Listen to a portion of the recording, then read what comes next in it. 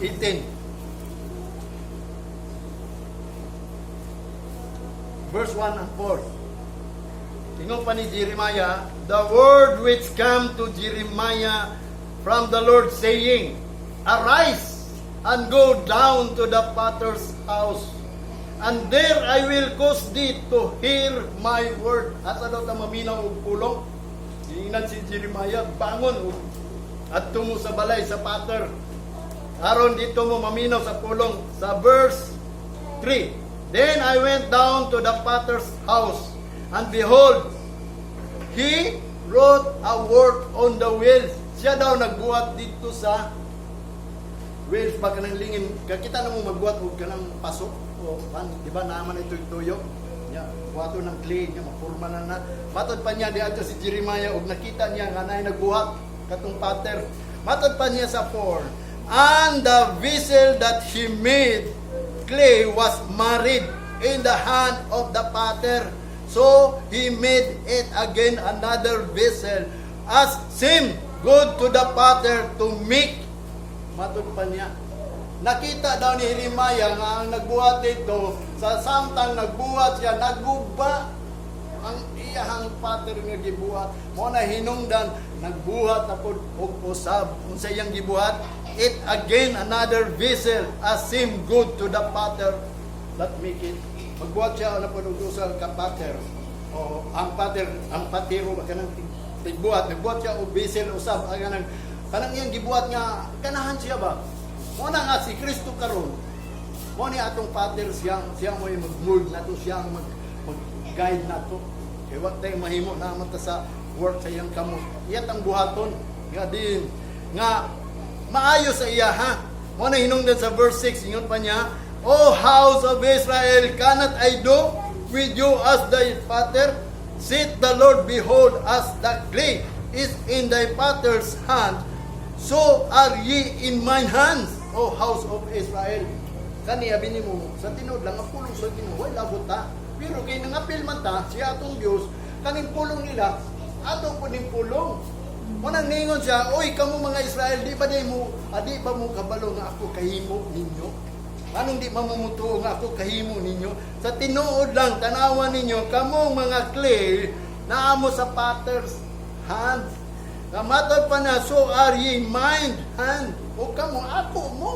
Naamo sa akong kamot, kamo mga Israelite. Ang problema kay di sila gusto magpapatter. O kanang magpabuhat ng vessel ba? O kanang ang mga sa tinuod lang kanang Israelites, nanandam ko na sila gira.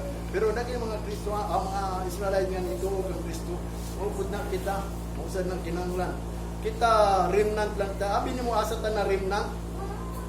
Kanang gingon sa Iglesia, panumdum ko ninyo kanang mga white talent, mga knowledge, mga dilit na mga dato, mga kuan. Although kung na may mga dato, wala ta nagkuan gyud hunahuna na nga madato ta, maunsa ta. Mo na mga remnant mga nahibilin o wa ta nalitag, ngadi mangandoy pa ta madato, mangandoy pa ta kini atong ka-bride kinahanglan makagain ta. Naman gina sa Bible ang mga bride gusto man gyud na og ginansya.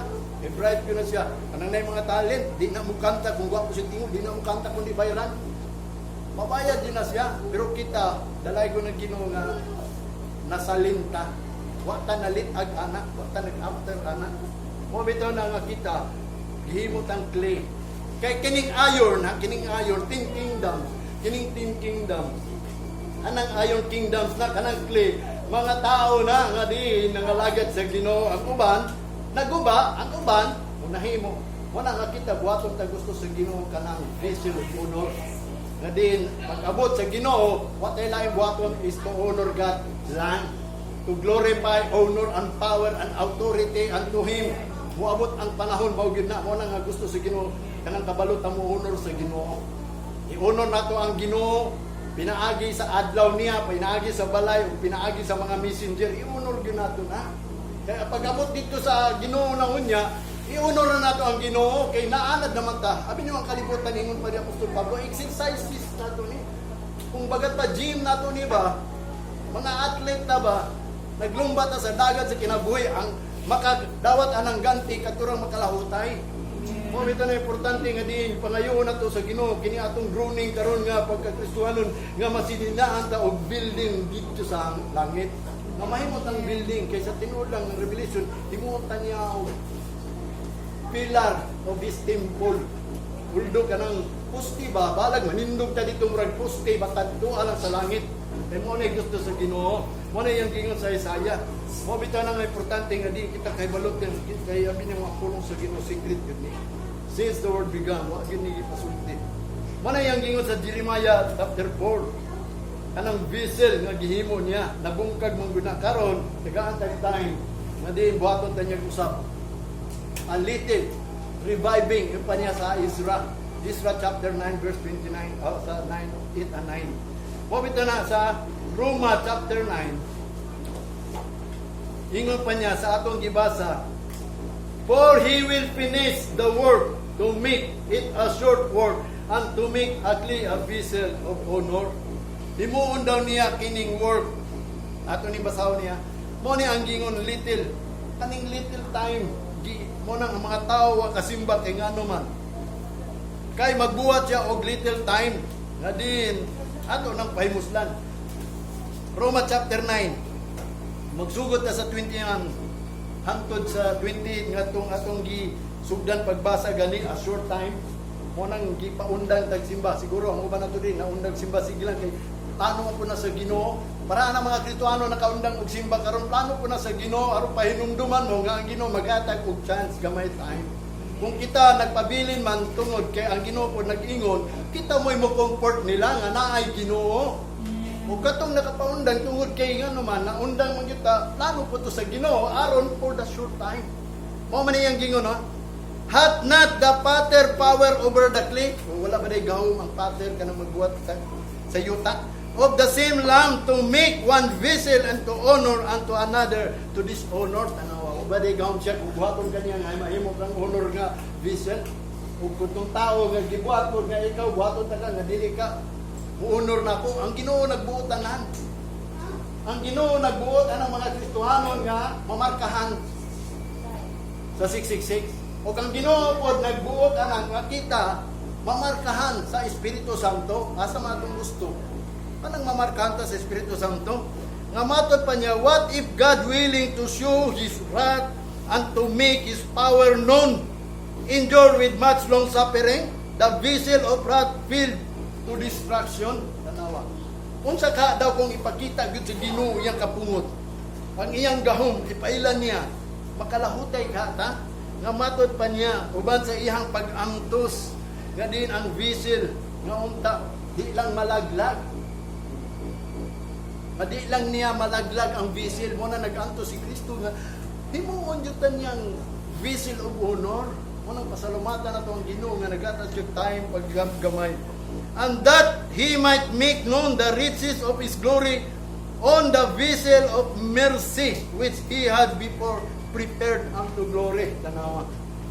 Siya naghatag paggamay gyud pagpaila sa iyang kadato sa himaya aron ang panudlanan sa kaluoy niya kita mahimutang panudlanan uban sa iyang kaluoy aron ma-prepare ta aron sa iyang paghimaya o sa himaya unya sa Ginoo. Kay mahimo naman ning himaya kita na sa kalibutan nga ang tao maghimaya na niya kay si Satanas wala na imong tintal diri. Nya kita mo nang rapturon ta dalon ta sa lugar niya. Mo na iyang gingon even as whom He had called not a Jewish only but also the Gentiles. Nga matod pa niya, as He said also, O Isaiah, I will call them my people which are not my people, and here beloved, which was not beloved. And it shall come to pass that the place where I was said unto them, ye are not my people, there shall ye be called the children of the living God. O maabot ang panahon daw, nga sila mga dili tao sa Ginoo, unya tao ko na nagtao sa Ginoo nga kamo mga anak nako. Nga matod pa niya diri Isaiah also cried concerning Israel, though the number of the children of Israel be as the sun, as the sea, a remnant shall be saved. O, ang mahibilin bisan pa kanang Israelites sama na sa balas sa dagat, pero ang maluwas ana katulang remnant. Mao sad ta remnant ta diri kanang wala ganit ta nagpadala sa atong talent. sa atong pagkakwatahan, sa atong kay kana ingon pa sa Ecclesiastes ni Solomon, litag lang na ninyo nga makalimot mo sa pagbalik sa Ginoo. Makalimot mo nga ang Ginoo naghatag provision nga din dapat manulot ka sa kingdom niya. Kay mo na yung provision nga moabot ng dakong kanang gitawag og great tribulation. Matod pa sa verse 28. For he will finish the work and cut it short in righteousness, because a short work will the Lord make upon the earth. Abi nimo mo ning gitubag sa Ginoo nako. Amo yung Lord, itubag ba nimo mo undang mi? Kay gipaundang mo ta, di ba? Wala man kampo ta sa Ginoo, i-declare pag yun niya ang gitawag ko. Bo hindi na mo simba. Kay once gani mo declare na ni, mo na ning giingon sa Ginoo, o gi-redeem ta na mo ha. Wanang gingon niya sa Isaiah, therefore the redeemed of the Lord return into Zion with gladness and joy. That your everlasting joy. Matod pa niya, sorrow and mourning, wala na. Di na ta mag-uol. Mo nang manita sa simbahan sa diya nga naanay declaration nga freedom na tamuan hindi ni. Mo nang dagan mo diri. Paglipay na mo kay naanay chance. Mo na niyang chance na to. Kay wala na nagpugong na to. Wala na nag-atang sa mga dalang armuan nito din. Kay sa tinuod lang, little chance ramani. Wala yung gingon little. Matod pa niya, gipinish niya ang work niya, gi-cut off niya ang righteousness. Wala tanang tao, wala na nagbuhat ng righteousness alang sa Ginoo, kay tuwa naman sa balay.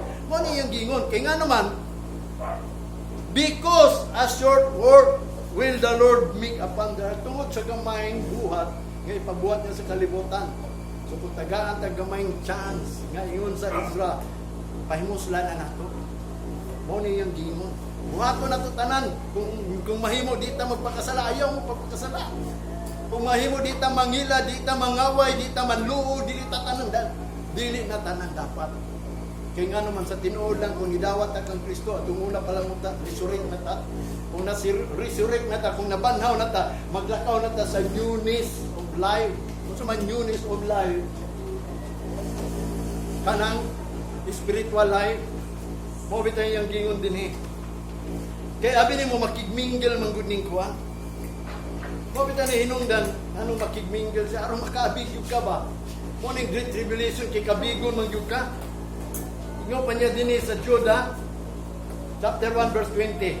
But ye beloved, building up yourself in your most holy faith, praying in the Holy Ghost. Verse 21.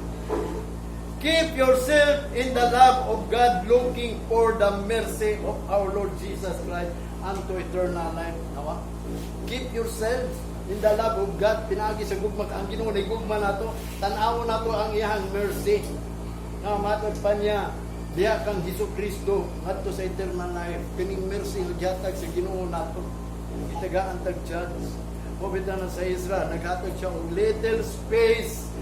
Matod pa niya, to leave us a remnant to escape, to give us nail in His holy place, to lighten our eyes, to give us a little reviving in our bondage. Sa verse 9, God hath not forsaken us in our bondage, but hath extended mercy unto us, give us a reviving, to set up the house of our God, and to repair the desolation therefore, and to give as a wall in Judah and in Jerusalem.